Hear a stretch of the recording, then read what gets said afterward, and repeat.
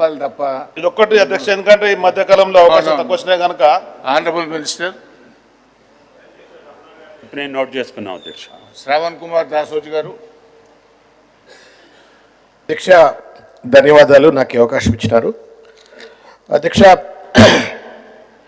పారదర్శకత అనేటువంటి ఒక నినాదంతో ఈ ప్రభుత్వం అధికారంలోకి వచ్చింది. అధ్యక్ష, ఈ పారదర్శకత అనే నినాదానికి మూల స్తంభం ఆర్టీఐ చట్టం.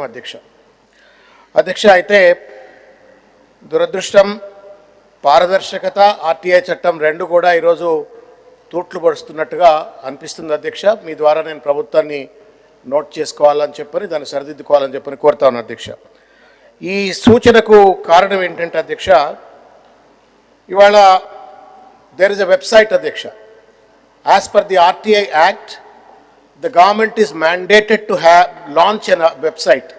ఆ వెబ్సైట్ పనిచేస్తుంది అధ్యక్ష, కానీ దాంట్లో జీవాలు ఉండవు అధ్యక్ష.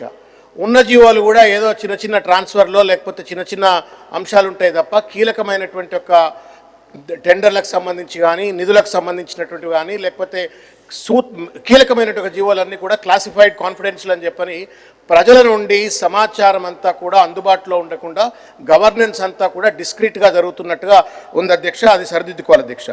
రెండవది అధ్యక్ష, ఇవాళ అనేక డిపార్ట్మెంట్లలో ఇవాళ దాదాపు ఒక 95 to 98% of the applications are pending అనేటువంటిది ఉన్నటువంటి ఒక సమాచారం అధ్యక్ష. మూడవది అధ్యక్ష, ఆర్టీఐ చట్టం కూడా ఆన్లైన్ పోర్టల్ ఒకటి లాంచ్ చేసింది అధ్యక్ష గవర్నమెంట్. దాంట్లో ఏంటి అంటే మనం ఫిజికల్ కాపీస్ పెట్టడంతో పాటుగా ఆన్లైన్లో కూడా సమాచారం కోసం అప్లికేషన్ పెట్టుకునేటువంటి ఒక వెసులుబాటు అధ్యక్ష. We have approximately around 12,000 various departments or various public information officers అధ్యక్ష. దురదృష్టం ఇవాళ కేవలం 2-3 వేల డిపార్ట్మెంట్ల కంటే ఎక్కువ ఆన్లైన్లో రిజిస్టర్ కాలేదు అధ్యక్ష. ప్రభుత్వం వెంటనే చొరవ తీసుకొని we are in the digital era, we are talking about AI అవన్నీ మాట్లాడుతున్న దరిమిలా ప్రజలకు సమాచారం చేరవేసేందుకు, సుపరిపాలనను మెరుగుపరిచేందుకోసం అని చెప్పని దయచేసి ఆ వెబ్సైట్ను పూర్తి స్థాయిలో రెస్టోర్ చేయాలా. అన్ని డిపార్ట్మెంట్స్ కూడా ఆన్ బోర్డ్ అయ్యే విధంగా మీరు చీఫ్ సెక్రటరీకి దయచేసి ఆదేశాలు ఇవ్వాలని చెప్పని కోరుతున్న అధ్యక్ష. ఇంకొక కూడా నెలల కొద్ది పెండింగ్లో పెడుతున్న అధ్యక్ష. హెచ్ఎండిఏ, జిహెచ్ఎంసి, తర్వాత హైడ్రా, ఇటువంటి వాళ్ళైతే అదేదో ఇంతకుముందు నిన్న చెప్పినట్టుగా కృష్ణబిలంలో పోయినట్టు ఒక పరిస్థితి అధ్యక్ష. తర్వాత ఇంకొక చిన్న విషయం అధ్యక్ష, కొనసాగింపుగానే అధ్యక్ష, ఇది సమాచారానికి సంబంధించింది అధ్యక్ష.